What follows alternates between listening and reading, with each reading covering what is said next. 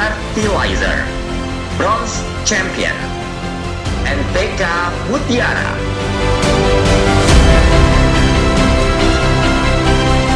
NPK Mutiara.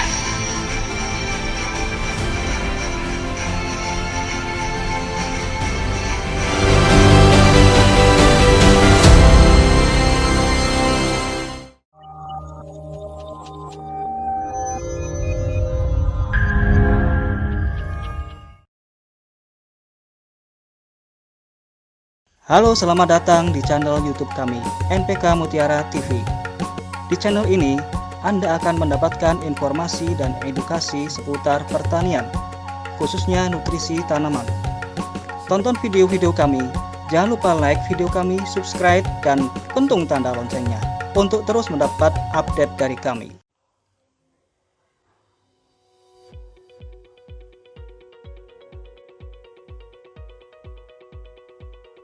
Assalamualaikum warahmatullahi wabarakatuh. Ya, berjumpa lagi dengan saya Galuh Ilmiah Cahyaning Tias dari majalah Agrina. Atau teman-teman bisa panggil saya Tias ya. Nah, kali ini kita selamat datang di segmen Bisa Tani episode ke-5. Nah, kali ini kita mau berbicara tentang berkebun dan fotografi. Nah, kali ini juga kita sudah menghadirkan narasumber yang udah lumayan terkenal lah. Sambil menunggu, saya mau ajak narasumber untuk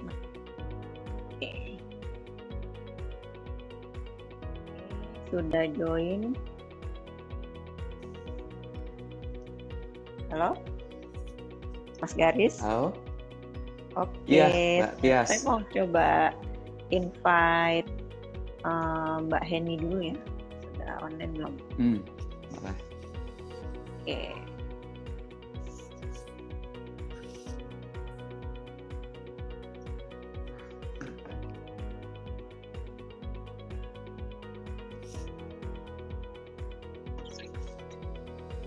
Halo, selamat sore Mbak Heni. Mbak apa Kak nih? Apa Ci nih manggilnya? Apa aja lah. Oh, apa aja? Kak aja kali ya, Kak, biar lebih dekat. Iya, oke. Terima kasih banyak ya Kak, waktunya udah bisa online live Instagram bareng dengan kami. Ya, sama-sama. Makasih juga. Selamat sore buat semua. Iya, Iya. oke. Oke, saya mulai ya karena udah ada narasumbernya semua nih. Oke, baik. Assalamualaikum warahmatullahi wabarakatuh. Ya, Selamat sore semuanya untuk sahabat Agrina, sahabat Mutiara semua, untuk Kak Heni juga. Nah, sebelum dimulai, saya mau sedikit intro dulu ya. Nah, di masa pandemi ini kan banyak nih dari kita yang semakin kreatif untuk mengisi waktu luang di rumah, ya kan? Salah satu caranya itu dengan berkebun tanaman hias dan sayur-sayuran. Nah, kali ini Agrina dan PT Merauke akan mengulik lebih dalam nih tentang hobi baru yang lagi ngetren ini di kalangan ibu-ibu dan bapak-bapak yang sibuk WFH ya, yang kebanyakan stay di rumah, nggak bisa kemana-mana gitu kan. Nah, sekarang kita sudah menghadirkan salah satu pegiat hobi berkebun tanaman hias dan sayuran, yaitu Kak Heni Winata yang sekarang sudah bersama kita, dan juga narasumber yang selalu hadir bersama kita ya, Mas Garis. Sudah nggak asing lagi, udah berapa kali join dengan Agrina dan narasumber yang lain. Oke, nah apa kabar nih Kak Heni dan Mas Garis? Boleh ke Kak Heni dulu. Baik, apa kabar? Selamat sore semua. Iya. Jadi narasumber. Semoga semua selalu sehat dari masa pandemi ini. Tetap semangat. Oke, nah sekarang ke Mas Garis, gimana kabarnya Mas Garis? Alhamdulillah sehat, Mbak. Ya, semoga semuanya Alhamdulillah, juga ya. ya dalam kondisi sehat lah, dan teman atau saudara kita yang ya kurang sehat semoga segera cepat sehat kembali gitu. Amin, semoga semuanya sehat-sehat ya. Ya, Nah, amin. kita kan juga mau ngobrolin yang sehat-sehat nih gitu kan. Hobi yang menyegarkan gitu. Bisa makan, bisa kita konsumsi sendiri dari rumah, bisa kita lihat-lihat gitu kan. Kalau tanaman hias kan suka ngeliatinnya gitu, yang indah-indah gitu kan, kayaknya adem gitu ya. Nah, sekarang salah satu yang udah berkecimpung itu Kak Heni ya. Nah, boleh tahu nggak nih Kak Heni, mulai kapan nih berkebun tanaman hias dan sayur-sayuran? Saya ke Kak Heni dulu ya Mas Garis ya. Boleh, boleh, silahkan. Oke, silakan Kak Heni. Saya mulai berkebun dari tahun 2019, awal tahun, ikut grup komunitas Mitra Hidroklas. Oh, ikut komunitas ya jadi awalnya. Jadi awal mulanya bisa tertarik berkebun ini apa tuh Kak sebabnya tuh Kak? Suatu ketika ada teman saya datang, dia membawa sayur yang besar banget. Terus udah gitu saya tanya, wah sayurnya bagus sekali, bagaimana cara kamu nanamnya? Ternyata dia kenalin ke grup Mitra Hidroklas dan berlanjut sampai sekarang. Oke. Nah, tadi kan tanamannya besar tuh. Apaan sih yang besar-besar itu yang bikin Kakak tertarik? Soalnya kalau saya lihat nih ya, grup komunitas di Mitra Hidroklas ini beda sama pelatihan lain. Di sini semua member dituntun satu persatu tiap orangnya. Jadi kita bukan hanya dikasih pelajaran, tapi kita benar-benar dituntun, dikasih teori yang benar. Jadi hasilnya pasti besar-besar.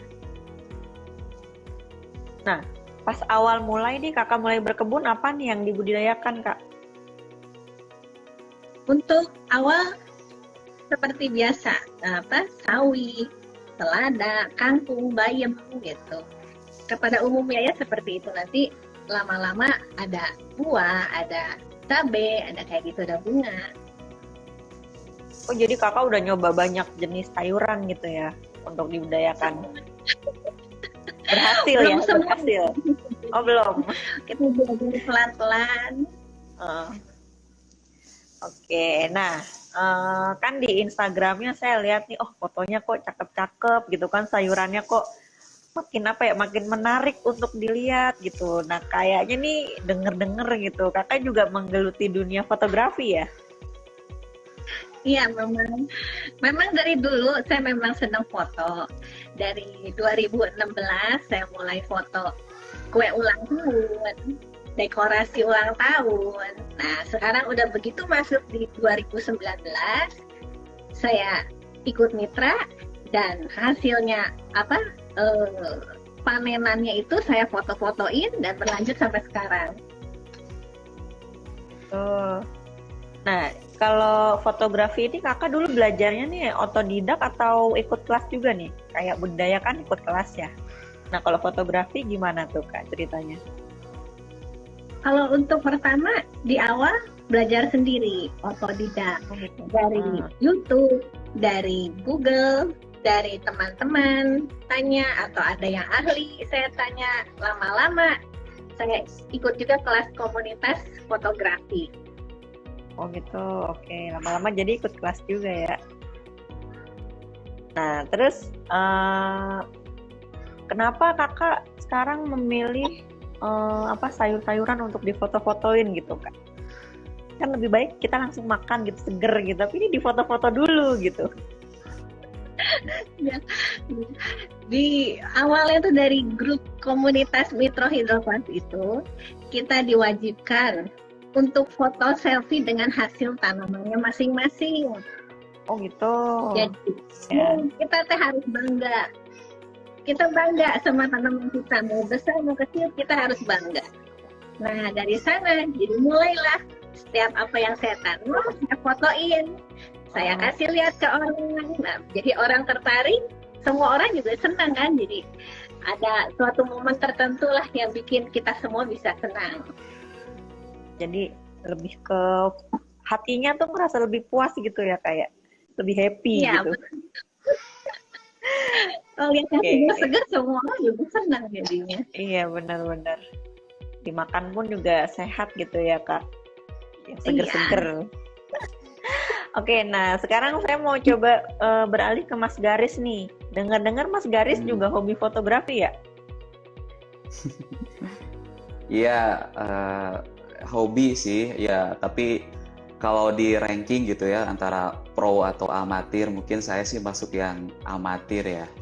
Saya maksudnya kalau mungkin amatir kayak saya tuh fotografi itu belum jadi profesi lah, belum jadi profesi. Jadi belum ya karena kerjaan saya kan sebetulnya memang menuntut kita untuk dokumentasi sih. Kayak kita kan perkembangan tanaman, fase tubuh tanaman, mulai dari tanam terus nanti panen. Ya memang kita terbiasa untuk ambil itu kan dokumentasi. Ya, tapi kalau bisa sih kita ambil foto juga dari angle atau spot yang bagus juga. Ya kita memang ada ya mungkin dari Merauke sih tuntutannya seperti itu ya. Intinya sih gitu. Tapi lama kelamaan ya jadi hobi gitu. Cuman ya masih amatir gitu aja. Berarti sekarang yang sering diambil objeknya apa nih, kalau Mas Garis? Kalau untuk tuntutan kerja sih pasti tanaman ya dengan aktivitas petaninya. Ya, saya bilang mulai dari kita kan dari pupuk ya. Gimana misalnya untuk sebagai dokumentasi atau bukti kan bahwasannya misalnya kita melakukan istilahnya demo plot ya atau pendampingan di petani. Nanti biasanya kita ada kontrol perlakuan dan tidak ada perlakuan dan ada perlakuan pupuk kita.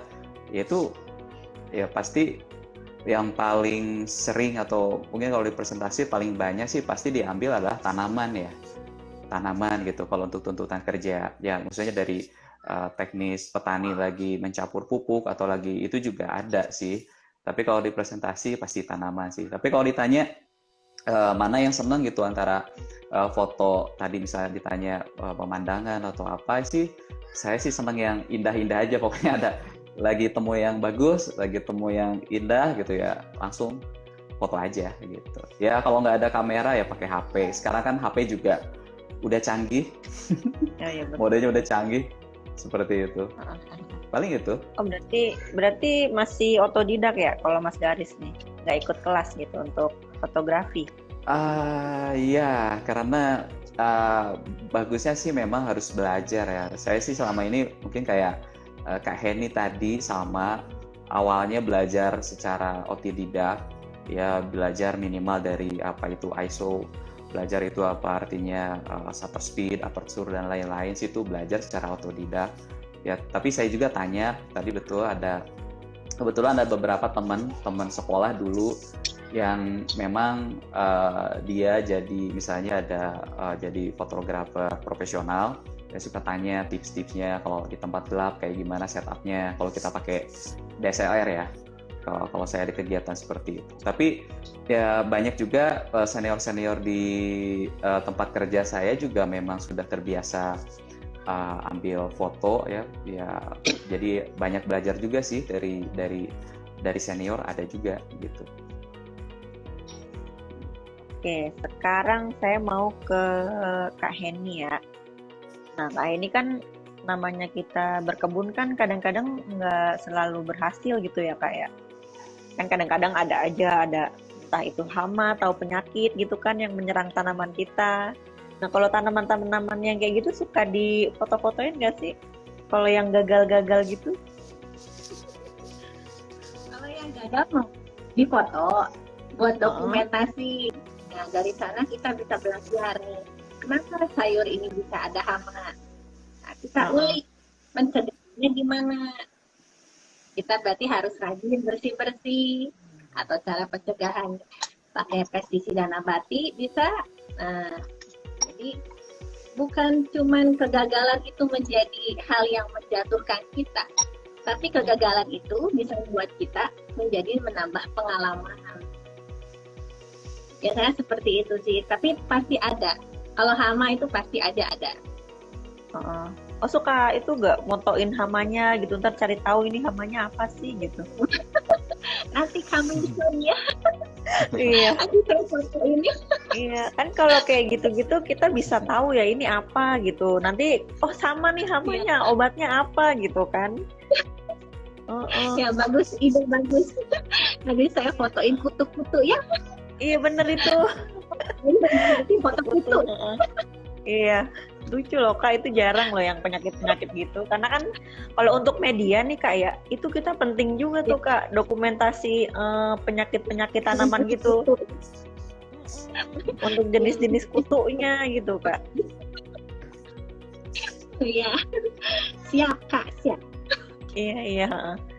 Nah, terus kalau untuk Kak Heni juga nih, kan tadi di konten di Instagramnya kan ada beberapa jenis itu ya, foto-foto gitu. Nah, ada tips dan triknya nggak Kak untuk gimana sih cara ngambil foto-foto yang menarik untuk di Instagram supaya orang-orang juga senang gitu ngelihatnya? Ada tips dan triknya nggak Kak untuk foto-foto tanaman? Foto mas sebenarnya bisa di mana aja, mau di luar ruangan, mau di dalam ruangan, itu sebenarnya sama aja. Yang penting kita tahu triknya. Misalkan kalau di luar terlalu panas, kita harus lakukan apa? Kalau di dalam ruangan, misalkan terlalu gelap, bisa juga kita tambahkan cahaya tambahan seperti senter atau lampu, begitu apa? Lampu dari handphone, bisa semua dari gadget gitu kan. Nah, kalau untuk properti bisa kita gunakan apa aja yang ada di dalam rumah kita. Nggak harus beli, misalkan piring atau meja atau mesin seperti itu. Nggak harus barang yang mahal kok untuk fotografi. Yang penting kita mau berkreasi, semakin banyak kreasi, semakin kita banyak belajar juga dari sana. Nah, kalau misalnya kakak sendiri, kebunnya itu di ruang indoor atau di outdoor? Kalau saya di outdoor. Outdoor. Kalau matahari butuh cahaya matahari. Yang kalau bisa panas itu lebih baik. Jadi sayurnya itu kebutuhan akan sinar matahari baik, nutrisinya juga bagus, makanya sayurnya bisa besar. Oh, segar-segar. Jadi kalau untuk ngambil foto juga nggak terlalu sulit gitu ya Kak, karena cahaya mataharinya udah langsung dapat gitu ya. Kalau saya biasa ngambil foto sayurnya dijejer-jejerin dulu tuh, dibarisin dulu. Oh gitu, ditata dulu Sambil ya ngambil biar dari cantik. ya. Terus dijejerin, dibarisin dulu satu-satu. Udah cantik semua baru saya tag foto. Gitu. Bagus bagus. Iya, supaya lebih menarik gitu ya Kak dilihatnya. Iya. Kalau di kebun nanti ada kotor-kotor, jelek sedikit. Nanti kalau dijejer-jejerin, dirapi-rapiin, nah, bagus kan kalau buat foto. Iya benar. Jadi indah semua dilihatnya. Nah, kemudian nih kalau Kak Heni nih bertanamnya emang pakai sistem apa Kak? Ataukah hidroponik, atau aquaponik, atau tabulam pot? Saya menggunakan untuk sayur semua pakai hidroponik, karena hidroponik lebih bersih, tidak pakai media tanah, nggak usah kotor-kotor, tinggal pakai air, cemplungin nutrisi, sayurnya besar-besar. Beberapa juga ada saya menggunakan pakai tanah, pakai sistem guyur ponik begitu. Cuman mayoritas itu kebanyakan sayur saya menggunakan hidroponik. Nah, kalau misalnya Kak Heni, berarti kan udah ada areanya ya, kebunnya ya. Itu berapa Iya. tuh Kak luasnya Kak untuk budidayanya, dan terus kalau panen nih, nah sekali panen bisa dapat berapa tuh Kak tuh hasilnya? Tadi kan dengernya bagus-bagus, gede-gede gitu kan, hasil panennya. Kalau saya masih skala rumah tangga, jadi saya berkebun di halaman saya, dan itu juga tempatnya nggak luas, kecil. Yang penting kita bisa memaksimalkan hasilnya. Kalau jumlah panen, karena memang untuk kebutuhan rumah tangga, bukan komersil juga, jadi sama saya disesuaikan. Kalau misalkan saya lagi butuh banyak sayur, ya saya semai banyak. Kalau lagi sedikit, ya saya semai sedikit aja gitu, nggak masalah. Jadi yang penting terpenuhi dulu ya Kak di rumah ya, jadi nggak perlu keluar-keluar untuk belanja-belanja gitu ya. kebutuhan dulu lah. Oke, sekarang ke Mas Garis nih. Nah, nyambung tadi ya dari Kak Heni kan tanamnya dengan sistem hidroponik nih. Nah, ngomongin nutrisi juga, terus tadi tanamannya tuh bisa gede-gede gitu. Nah, kalau dari PT Merauke sendiri, punya nggak sih produk untuk hidroponik? Gimana gitu supaya tanaman-tanaman juga jadi lebih subur, terus dia jadi ya pokoknya bagus lah gitu hasil panennya. Ya, pertama sih kalau untuk produk kami sudah lengkap ya. Maksudnya untuk ditanam di open field atau di tanah, terus kemudian juga untuk di greenhouse atau di plastic house juga kami juga sudah ready water soluble grade-nya. Kurang lebih kami sekarang ada 35 item produk sih gitu. Nah, kalau di hidroponik itu kan orang awam sih biasanya kenalnya namanya istilahnya AB mix gitu kan, AB mix seperti itu. Ya. Nah, kalau di Merauke kami tidak jual AB mix jadi, tidak. Tapi kalau untuk bahan baku meracik AB mix itu sendiri, ya misalnya untuk kalsium nitratnya kami ada merek dagang Kalnit, kemudian ada KNO3, terus kemudian KH2PO4, terus magnesium sulfat, itu semua ready. Jadi untuk meracik untuk mulai dari 3 bahan, 4 bahan, 5, 6, 7, 8 bahan, kami ready. Yang belum ready itu paling cuma sodium molibdat sama boric acid aja.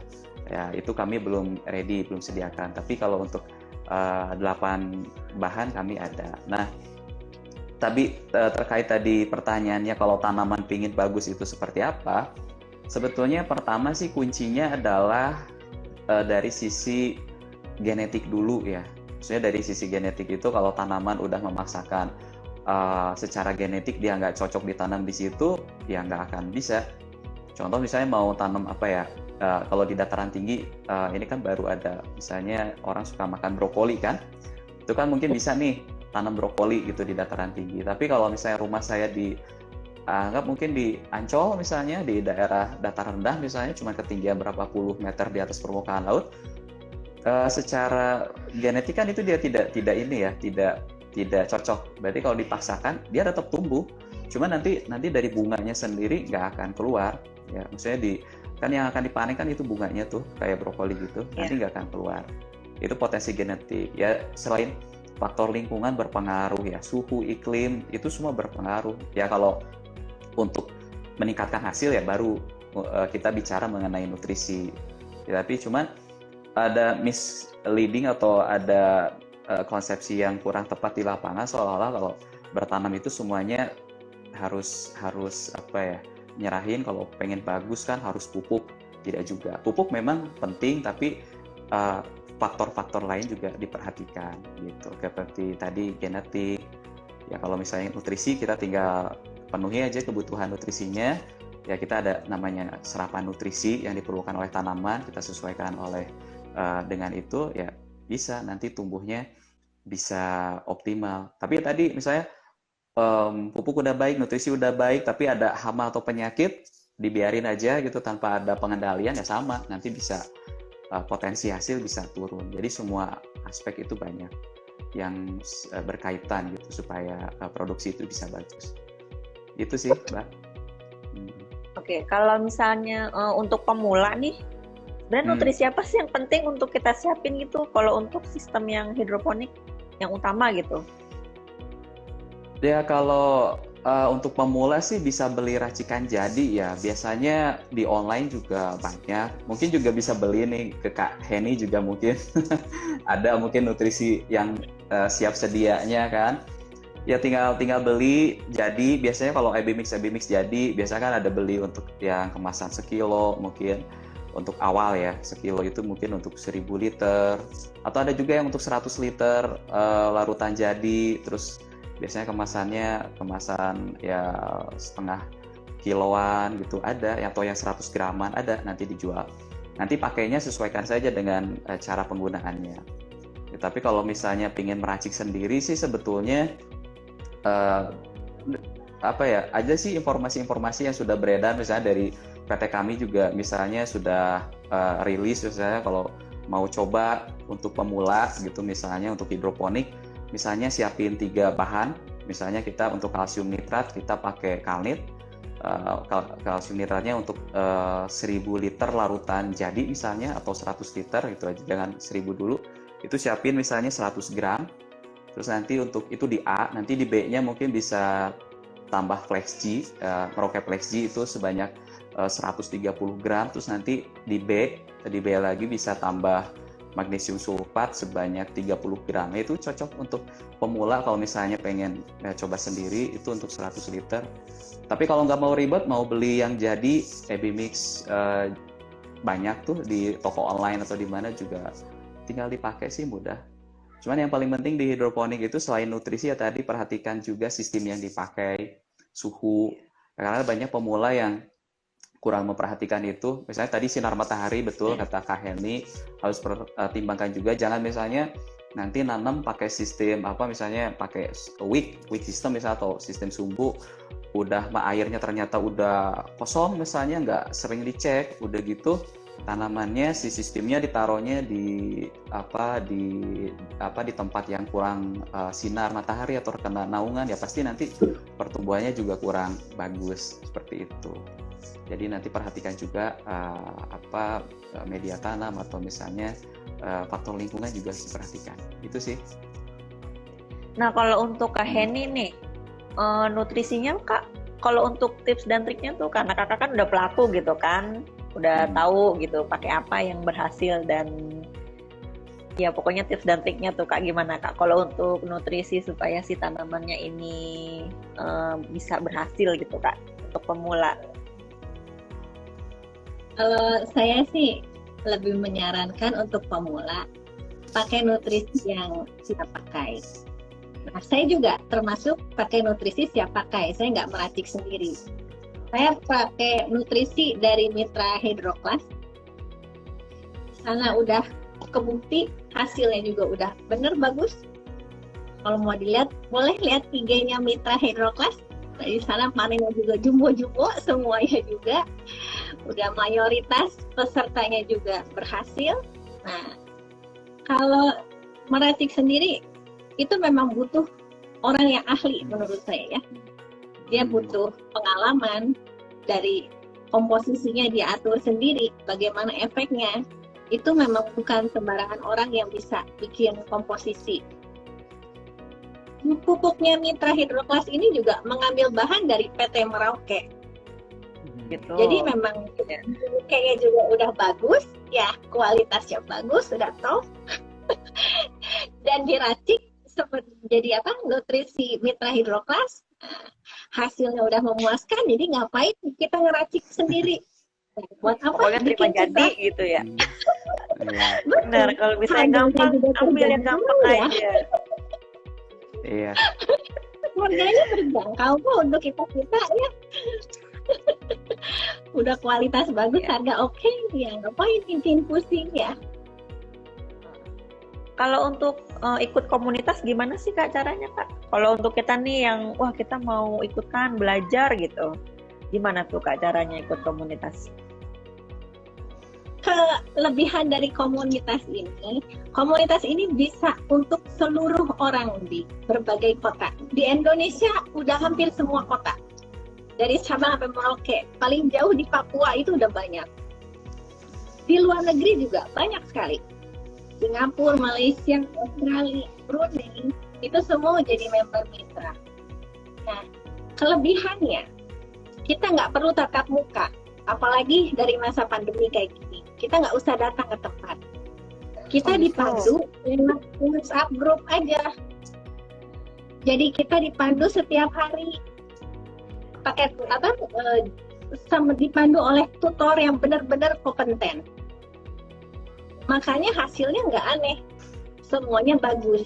Beda sama kita kalau cari referensi dari internet, dari YouTube, kita nggak dituntun. Tapi ini lewat Mitra, kita benar-benar dituntun oleh yang ahlinya. Makanya hasilnya juga bagus. Oke. Ikutnya Ikutnya Mitra. itu caranya gimana Kak? Tinggal daftar ya? Daftarnya mungkin ada kontaknya gitu Kak, siapa? Yang bisa dihubungin. Ya, Pendaftaran bisa sekarang. Kelasnya nanti dimulai 2 Agustus. 2 Agustus ini kita mulai kelas baru. Nanti saya cantumin nomor pendaftarannya di IG saya. Kalau mau daftar, silakan kita bikin sayuran jumbo-jumbo ya.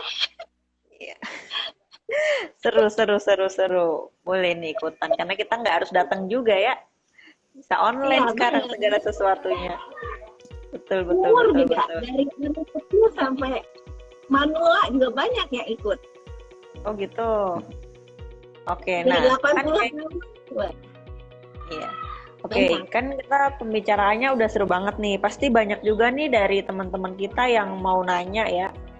Nah, untuk teman-teman semua nih yang ada pertanyaan-pertanyaan, boleh langsung diketik di kolom komen atau Q&A ya. Nah, nanti untuk 3 penanya terpilih, kita punya door prize dari kita. Nanti ada door prize pokoknya. Oke, untuk teman-teman silakan ya yang mau bertanya. Nah, sambil nunggu teman-teman yang penasaran nih, kita ngobrol-ngobrol lagi ya sama Mas Garis nih. Boleh. Kalau Mas Garis memantau nggak sih Mas kayak komunitas-komunitas hobi yang kayak diikutin sama Kak Heni ini? Kalau ya rencananya mau, kalau yang Mbak Heni ini kebetulan kita juga mau collab di minggu depan ya Kak Heni ya. Nanti minggu depan kita ketemu lagi. Ya kebetulan juga ya kalau kantor sih mungkin udah tahu. Cuma kalau kebetulan saya posisinya di daerah kan, saya di Bandung. Ya baru ketemu Kak Heni juga sekarang, tapi ya senang sekali gitu kan bisa jumpa sama Kak Heni di sini juga. Kebetulan kita collab lagi. Ya kalau saya sih untuk komunitas ya saya sih ya saya juga ikut beberapa komunitas ya, baik di Facebook ataupun di ya sosial media lain sih ada. Saya ikut komunitas. Penting juga sih menurut saya sih komunitas itu menurut saya sih penting gitu. Ini udah ada satu pertanyaan nih yang masuk dari Kak Anditya Surya. Gadget yang dipakai foto menentukan hasilnya nggak Kak? Nah, selain tadi terus-terus praktik foto, untuk Kak Heni mungkin bisa dijawab. Kalau menurut saya, HP apapun bisa. Jangan takut HP Anda jadul. Jangan takut. Kita belajar dari HP sederhana, bisa menghasilkan yang luar biasa. Semua juga begitu. Kita belajar dari yang sederhana dulu. Lama-lama, karena kita sering berkreasi, nanti kita idenya muter sendiri dan bisa mencari spot yang terbaik. Makanya hasilnya juga bisa bagus. Jadi jangan takut punya gadget yang murah atau jadul, nggak apa-apa. Yang penting kita mau belajar aja. Jadi intinya harus belajar ya. Mau secanggih-canggihnya gadget, kalau nggak bisa makainya sama aja ya Kak ya. Iya benar. Iya benar itu. Nah, ada satu pertanyaan lagi nih yang masuk dari Kak Eli Prapanca untuk Mas Garis. Untuk nutrisi tanaman buah nih selain AB Mix, apalagi ya yang disarankan? Oke, silakan Mas Garis. Sebetulnya kalau ngomongin nutrisi sebetulnya harus ada sesi khusus yang bisa panjang sih sebetulnya. Oh, iya. Cuma kalau singkatnya sih pertama ini adalah tanaman buahnya apa dulu. Cuma kalau misalnya saya asumsikan kalau berarti ini mau hidroponik tapi tanaman buah, berarti nggak jauh-jauh misalnya dari paprika, nggak jauh-jauh dari tomat, cherry atau beef, nggak jauh-jauh mungkin melon misalnya kalau ini ya, atau mentimun biasanya sih yang di dalam greenhouse ya. Di Indonesia biasanya umumnya sih masih itu. Yang perlu diperhatikan sih selain nutrisi ya tadi media tanam misalnya. Ada beberapa media tanam, contoh misalnya kita mau tanam tomat ya meskipun kita hidroponik, media tanam untuk ganti tanah misalnya kita harus pakai kokopit dicampur arang sekam misalnya kalau mau ya, atau mau kokopit full juga boleh, atau tambah peat moss seperti itu ya. Pertama media tanam harus diperhatikan. Kemudian juga ini mau nanam apa gitu kan, saya sebetulnya masih belum jelas ya mau nanam apa, melon atau apa. Terus kalau melon misalnya mau tanam melon kan nggak sembarangan nanti mau membuahkannya dari bunga yang keberapa, itu kan penting. Biasanya kan umumnya dari 9 sampai 11, itu penting. Jadi nggak bisa sembarangan, saya tanam melon, keluar bunga, saya mau semua bunganya saya mau keluarin buahnya, nggak bisa. Gitu. Nanti kan nyangkut ke rasa. Ya kayak gitu. Jadi banyak harus perhitungkan ya, selain ya lingkungan tadi, suhu kayak gitu penting. EC, pH, ya pH harus punya minimal. Kalau mau berhidroponik sih saran saya ke depan gitu kan, kalau memang mau serius gitu harus punya minimal EC meter atau TDS meter ya, pH meter, karena itu patokan bakunya supaya jadi rambu-rambu kita. Kayak kita di persimpangan jalan, kalau hijau berarti kita jalan, tapi kalau kuning mau merah kan kita harus siap-siap berhenti ya, kayak gitu. Jadi harus EC meter, TDS meter, seperti itu, pH, suhu air, suhu tandon, lingkungan, itu banyak sekali ya, sangat ya. Tapi kalau belajar nggak ada salahnya sih, mau trial and error kayak gitu nggak ada salahnya kok, bisa dibuat simpel juga bisa. Cuma kalau mau skala tanda kutip industri besar misalnya, harus pertimbangkan beberapa aspek, termasuk kayak kandungan air baku kan harus diuji lab seperti itu. Tapi ya saya sendiri di rumah sih tanam mungkin ya, sama teman-teman juga banyak, tanam aja nggak masalah. Saya tanam, air baku saya 300 ppm, pH air baku saya bisa sampai 8.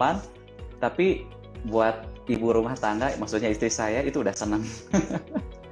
udah senang tanam sayuran kayak pakcoy, kayak apa. Senang.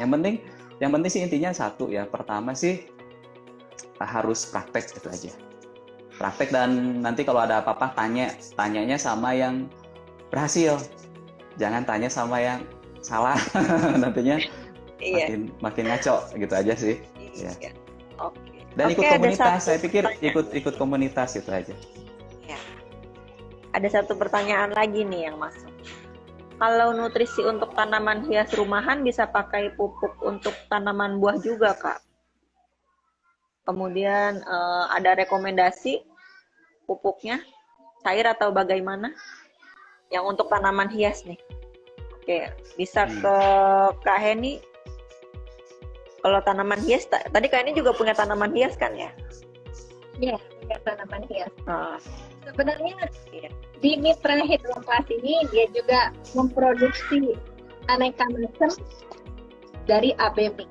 Jadi AB mix-nya itu ada semangka, ada melon, ada cabai, nutrisi untuk sayur general, nutrisi bunga, ada tomat. Nah, jadi kalau tadi Anda yang butuh, misalkan saya ini nanam tomat, pakai AB mix, tentu hasilnya juga lebih bagus, tomatnya lebih besar, buahnya lebih banyak, karena gizinya udah pas. Mitra menyesuaikan kandungan gizinya dengan sayur itu. Kalau bunga, kita pakai bunganya bisa lebat. Kenapa? Karena kandungannya sudah diatur sedemikian rupa menyesuaikan kebutuhan bunga itu. Jadi bunga bagus, tomat bagus, sayuran bagus, karena udah ada spesialisnya. Gitu. Jadi itu pokoknya udah praktis aja ya Kak. Kalau ikut komunitas semua mau apa udah ada gitu. Kita pilih apa tinggal tinggal sebut. Diminta Oke. Kalau ke Mas Garis nih ada nggak Mas Garis? Sederhana. Oke. Gimana, Mbak? Kalau untuk Mas Garis nih ada nggak bisa nggak kalau yang untuk apa tuh tanaman buah gitu digunakan untuk tanaman hias bisa? Pupuknya, nutrisinya. Ya, sebetulnya sih tadi misalnya kayak dari Kak Heni aja udah bilang ada spesifikasi nutrisi Ebimik. Sebetulnya itu udah pro berarti, maksudnya udah baik, maksudnya ada segmentasi ya tanaman. Karena sebetulnya seperti ini, tanaman buah itu mungkin janganin tanaman buah lah, satu jenis sayur aja, misalnya sayuran daun itu kan macam-macam ya, ada kale, ada baby romaine, ada apa. Sebetulnya kalau dilihat dari nutrien uptake atau misalnya serapan nutrisi, kalau kita bicara serapan nutrisi, data-data serapan nutrisi itu kita ada sih, dari Merauke kita ada. Itu sebetulnya keperluannya itu berbeda. Maksudnya kayak gini, antara saya dengan Mbak Tias atau saya dengan Kak Heni, itu keperluan gizinya itu mungkin beda. Saya mungkin perlu protein lebih misalnya, mungkin Kak Heni udah proteinnya udah banyak nih, tinggal makan apa gitu misalnya kan, banyakin apa. Sama tanaman juga sebetulnya ada yang mungkin perlu nitrogen lebih tinggi, ada yang perlu fosfatnya lebih tinggi, apalagi tanaman buah itu dia pasti kaliumnya atau potasiumnya itu dia lebih tinggi dibandingkan sayuran, daun ataupun tanaman hias misalnya seperti itu. Nah, tinggal nanti sebetulnya perlu nutrisi khusus ya, jadi nggak bisa disamain sebetulnya. Kayak anak bayi baru lahir dengan balita aja makannya pasti beda tuh. Maksudnya anak bayi baru lahir mungkin minum ASI kan, nggak bisa paksain tuh makan untuk makanan dewasa seperti itu. Maksudnya bukan berarti tanaman hias itu bayi dan tanaman buah itu dewasa, bukan. Cuma keperluan nutrisinya itu beda. Intinya tanaman memang memerlukan kurang lebih 12 jenis unsur hara ya, 6 unsur hara makro, 6 unsur hara mikro. Tapi serapannya berapa banyak itu berbeda tiap tanaman. Dan tanaman buah itu ya perlu ya beda, pasti beda dengan tanaman sayur ataupun sayuran daun, maksudnya dengan ataupun tanaman hias itu beda. Tapi kalau di Kak Heni tadi itu udah lengkap. Daripada bingung tadi ngeracik, beli aja. Ya, beli aja. Tadi ada tanaman hias sudah disiapin kan. Terima jadi pokoknya. Iya, jadi. Dan itu biasanya hasilnya lebih bagus daripada, maksudnya tanaman dipakai bisa nggak? Bisa, cuman kalau kita bicara optimal dan kualitasnya bagus atau tidak, itu beda hal. Gitu. Pasti hasilnya belum optimal dan kualitasnya tidak maksimal juga itu. Tapi kalau khusus spesifikasi, nah itu biasanya lebih optimal gitu, lebih presisi kan semuanya gitu. Oke. Ada pertanyaan yang masuk lagi nih dari Kak Bey Indri. Ada saran nggak Kak Heni bagaimana supaya foto tanaman di ruangan tertutup? Silakan Kak Heni. Ruangan tertutup, kita cari spot yang terbaik dulu. Kita cari angle yang benar. Kita cari light pencahayaannya di mana yang paling bagus. Misalkan di belakang jendela nih bagus, kita foto di sana. Kalau misalkan kurang, kita bisa tambahin kan pakai cahaya yang lain, dari lampu, dari center atau begitu. Jadi semua tergantung dari kreativitas kita. Semua belajar.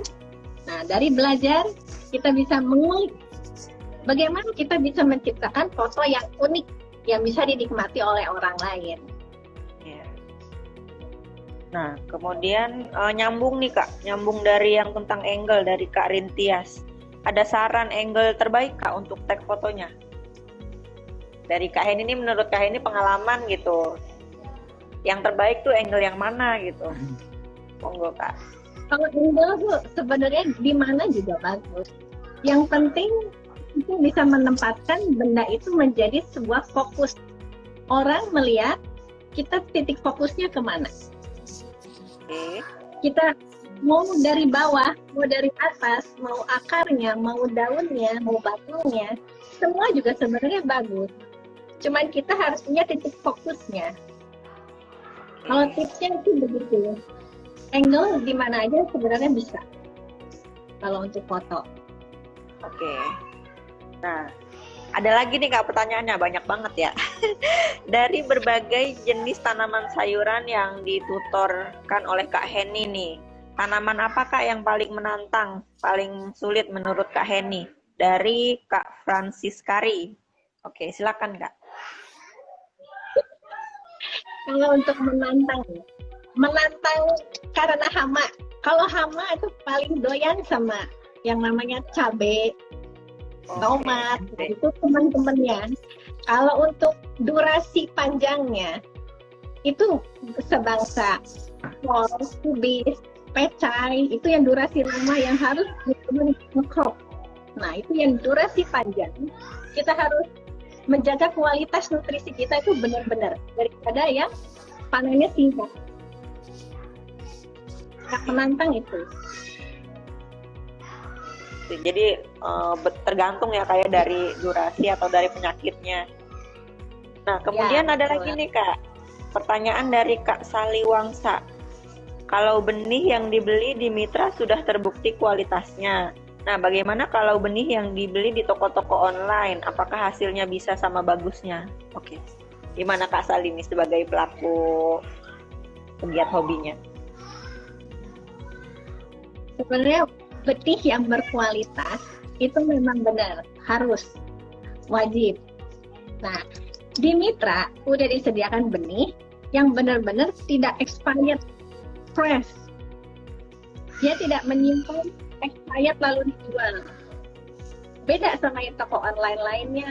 Kalau di toko online, kita nggak tahu expirednya, kadang mereka berbohong, mengada-ngada. Nah, hasilnya apa? Begitu kita tanam, benihnya bantat, sayurnya suka ada penyakit. Kalau di Mitra tidak, dia menyediakan benih yang fresh, yang tidak expired, yang dijamin lah. Jadi kualitasnya lebih terjamin ya. Ya, Nah, ada lagi nih Kak, pertanyaan dari Kak Tommy. Halo Kak, buah dan sayur apa saja yang bisa dengan metode hidroponik dan yang tidak bisa? Mengapa tanaman hidroponik bisa lebih bagus dan besar dibanding tanaman yang ditanam di media lainnya? Mungkin dari Kak Heni dulu nih. kalau sayur dan buah rata-rata semua hampir bisa. Kecuali kalau misalkan kita nanamnya duren, udah nggak mungkin kita pakai hidroponik, pohonnya Iya, udah bener. besar. Nah, apalagi kita nanam pohon mangga, udah nggak mungkin. Kita nanam yang sewajarnya aja untuk hidroponik. Kalau untuk tanaman yang besar-besar, pohon-pohon ya mending di tanah. Terus apalagi tadi? Mengapa Tadi tanaman pertanyaan- hidroponik mengapa tanaman hidroponik bisa lebih bagus dan besar dibanding ditanam di media lain? Karena hidroponik dia sudah disesuaikan dengan kandungan nutrisi yang sayuran itu perlukan. Kalau misalkan kita pakai pupuk organik, pupuk kandang, kita nggak tahu komposisinya apa. Sayur itu butuhnya kandungannya apa, nggak tahu. Beda sama hidroponik. Hidroponik misalkan sayur itu butuhnya vitamin A, B, C, D. Nah, nutrisi AB ini sudah menyediakan vitamin A, B, C, D itu. Jadi otomatis sayurnya juga lebih bagus karena vitaminnya tercukupi. Jadi dia lebih maksimal gitu ya Kak dalam menyerap nutrisi-nutrisi. Jadi karena vitaminnya benar yang dia perlukan, jadi pertumbuhannya pun ikut bagus. Oke. Kalau dari Mas Garis nih, mungkin bisa menambahkan tadi Oh yang iya, menyangkut kalau misalnya tentang hidroponik, ya. misalnya Silakan, tanaman Mas Garis. apa gitu yang bisa dibudidayakan di hidroponik, ya tadi betul kata Kak Heni ya. Intinya sih mungkin tanaman musiman sih masih oke ya ditanam secara hidroponik. Bahkan kayak padi aja sekarang udah ada tuh orang coba-coba tanam padi secara hidroponik, sudah ada. Cuman kalau dari sisi mass production atau produksi massal apakah bisa menutupi biayanya, mungkin belum sampai ke sana percobaannya. Tapi betul kalau misalnya untuk tanaman seperti durian atau tanaman tahunan ya atau tanaman buah seperti itu ya memang secara hidroponik belum bisa. Tapi kalau misalnya vertigasi sih mungkin masih bisa lah ya. Kalau vertigasi maksudnya dia tanamnya tetap di tanah tapi untuk irigasi air dan misalnya nutrisinya pakai vertigasi sih masih bisa gitu. Tapi kalau secara hidroponik nggak akan bisa. Terus kemudian tadi apa pertanyaan keduanya? Lupa saya. Yang mengapa di tanaman hidroponik bisa lebih bagus dan lebih besar lebih bagus. dibanding Betul. lain. Tadi betul kata Kak Heni. Jadi tadi kata Kak Heni kan semua vitaminnya gitu dari A, B, C dan lainnya itu disediain ya. Itu di EB Mix itu semua unsur hara itu sudah disediakan. Jadi mulai dari nitrogen, fosfat, kalium, kalsium, magnesium, sulfur, zat besi, mangan, seng, tembaga, boron, molybdenum itu semua kalau di EB Mix itu pasti semua peracik itu pasti ada minimal 12 jenis unsur hara itu ada dikasih ke tanaman gitu. Termasuk tadi saya dengar dari Kak Heni sampai menyiapkan ada untuk tomat atau apa kan. Itu semua nutrisinya udah dipisahkan, disegmentasi tanamannya. Selain itu dari semua unsur haranya disediakan. Bedanya saya menambahkan, kalau di hidroponik itu kan kita kulturnya air ya. Beda kalau di tanah. Kalau di air itu nggak ada buffer. Jadi kalau kita salah sedikit, ngasih pupuk, ngasih nutrisi, yang rusak kalau kita satu tandon itu untuk 10.000 tanaman, semua rusak. Tuh, Ya, jadi kalau di langsung tanah, semuanya gitu ya. langsung semuanya. Kalau bagus semuanya ya, selama ya misalnya nggak ada naungan di salah satu sisi. Tapi kalau di tanah itu beda. Kalau di tanah itu ada sifat buffer. Nanti bisa ditanyain Mbah Google, sifat buffer di tanah itu apa. Jadi sifat buffer itu apa yang kita berikan ke tanah itu belum tentu semua itu bisa diserap. Ya sama sebetulnya di air juga. Di air itu dia kalau pH-nya 5,8 sampai 6,2 itu semua nutrisi diserap optimal. Kurang lebih di tanah juga sama. Cuman bedanya kalau di tanah, kebanyakan tanah ini kan kita udah kritis ya. Udah berpuluh-puluh tahun petani kita itu menanam di itu aja, nggak pernah ada libur setahun kan, nggak mungkin tuh petani padi, Pak libur dulu setahun kan nggak mungkin tuh, nggak mungkin kan? Iya. Tanahnya itu pasti bekerja puluhan tahun, nutrisi yang ada di dalam tanah itu tergerus banyak, tapi petani itu hanya memberikan sebagian aja nutrisi yang masuk. So, petani paling masukin unsur hara N, P sama K aja. Saya di lapangan sering petani itu paling pakai pupuknya merek A, merek B, merek C. Itu kalau saya hitung, paling banter itu cuma ngasih unsur hara nitrogen, fosfat, kalium. Itu aja. Unsur hara kalsium, magnesium, sulfur. Ya, cuma fokusnya di situ aja. Padahal kita tahu kalau kita belajar ilmu nutrisi tanaman, ada namanya Justus von Liebig. Dia salah satu bapak ya nutrisi dunia. Dia bilang, salah satu unsur hara nggak dikasih, itu jadi pembatas buat unsur hara yang lainnya. Jadi, kalau misalnya ibaratnya kalau kita kalau kita kasih nutrisi itu ada salah satu nutrisi nggak dikasih, itu potensi genetik tanaman untuk tumbuh optimal itu hilang, nggak ada. Oleh karena itu kalau di hidroponik tadi udah nggak ada buffer, apalagi kalau nutrisinya balance, ya maksudnya serapan rasio unsur hara N dengan K, CAMG-nya juga balance bagus, yang seperti Kak Henny buat dengan mitra di hidroklasnya, saya pikir pasti akan lebih bagus dibandingkan kalau kita tanam di tanah ya. Selain di tanah itu ya mau nggak mau juga kalau selain ya kan ada dekomposernya kurang atau bakteri azotobakter atau apanya juga dia nggak ada, kimia struktur tanahnya juga jelek atau tekstur tanahnya juga udah nggak mendukung, ya pasti beda. Kalau di hidroponik dia bisa lebih optimal di situ sih. Dan biasanya dari rasa juga beda. Sok aja nanam sayuran daun di tanah dengan di hidroponik, dari rasa taste juga agak beda. Dari crunchy sama dari ada dikit ya gitu, rasanya beda. Di tanah itu biasanya agak lebih pahit ya. Itu aja sih. Gitu. Nah, ini udah hampir semuanya pertanyaan dijawab ya oleh dua narasumber kita. Mudah-mudahan teman-teman semua bisa terpuaskan ya. Nah, kalau misalnya nih ada teman-teman yang masih penasaran gitu, mungkin bisa menghubungi kemana nih? Untuk ke Kak Henny, bisa tanya-tanya kemana Kak? Kalau masih ada yang pengen nanya nih. Kelas hidroponik ini bisa follow IG-nya Mitra Hidroklas, atau tanya dulu ke saya, boleh, nanti saya bantu untuk sampaikan ke Mitra Hidroklas, bisa. Pendaftarannya dimulai kelas dimulai 2 Agustus sekarang. Kalau mau join silahkan join sebelum kelasnya penuh. Dan kita kalau mau buka kelas baru lagi, biasanya kita nunggu 3 bulan lagi. 2 sampai 3 bulan jadi ya. Ya, jadi kita bimbing dari awal semai sampai panen itu benar-benar full. Jadi begitu panen kita baru ya. Kalau mau ikut ada biayanya nggak tuh Kak? Sebenarnya pelatihannya free, gratis. Cuman kita perlu untuk starter kit belajar, untuk keperluan belajarnya saja. Jadi silakan Anda kalau mau yang ikut, pilih saja starter kitnya mau yang mana. Dan untuk kelasnya ini bisa kelas seumur hidup. Jadi bukan berarti kita pakai kita keluar. Kita nanti di sini belajar banyak. Misalkan sekarang lagi belajar sayur nih. Nanti kalau udah pintar, udah lulus bikin sayur, kita bisa menanam semangka. Nanti diajarin melon, diajarin cabai, tomat, bikin tempe, bikin PCO atau komposter, ekoenzim. Nah, semuanya ada, komplit.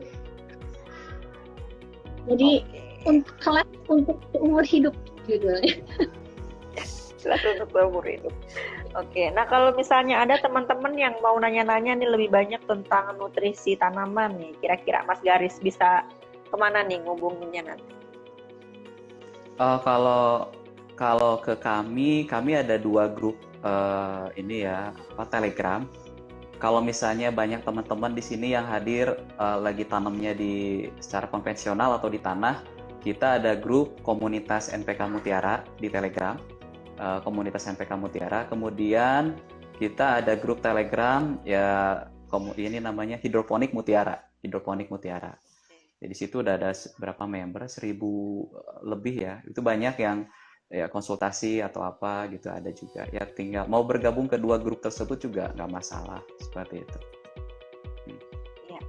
Nah, jadi tadi udah dikasih tahu ya kontak lebih lanjutnya. Nah, sekarang saya mau pengumuman nih door prize untuk pertanyaan-pertanyaan yang terpilih. Nanti untuk kakak-kakak bisa menghubungi ke DM ke majalah Agrina ya.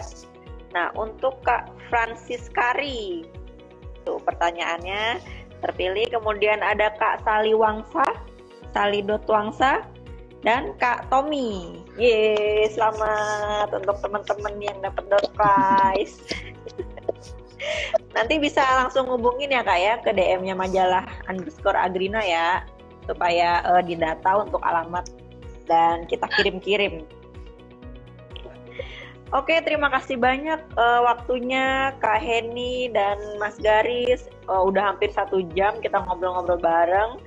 Cuman kayaknya waktunya nggak cukup nih ya kalau kita mau membahas tentang lebih dalam lagi. Harus ada sesi khusus lagi.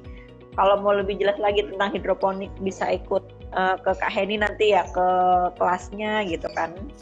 Dan tips trik fotografinya juga bisa langsung tanyakan dan pantau IG-nya Kak Heni Winata gitu. Kalau mau lebih banyak ilmu tentang nutrisi tanaman bisa langsung follow juga ke @npkmutiara ya. Karena suka ada giveaway juga tuh saya lihat kadang-kadang. Ya kalau mau, nah kalau majalah Agrina sendiri nih kita nanti bisa menghadirkan narasumber-narasumber yang lain yang nggak hanya hidroponik aja. Kita udah pernah tentang anggur, tentang duren ya, tentang hidroponik juga pernah. Ya pokoknya banyak lah kita tentang tanaman-tanaman yang menarik gitu pokoknya untuk dibahas. Terima kasih sekali lagi untuk para narasumber semua, untuk teman-teman yang udah join dengan kita. Mohon maaf ya apabila ada kekurangan. Mudah-mudahan ilmunya bermanfaat untuk kita semua. Oke, saya akhiri ya. Iya, saya akhiri ya. Selamat sore dan assalamualaikum warahmatullahi wabarakatuh. Waalaikumsalam. Terima kasih semuanya. Yuk, terima kasih Mbak Tias, Kak Heni. Iya. Ayo. Terima kasih. Yuk. Saya N ya. 1, Boleh. 2, 3.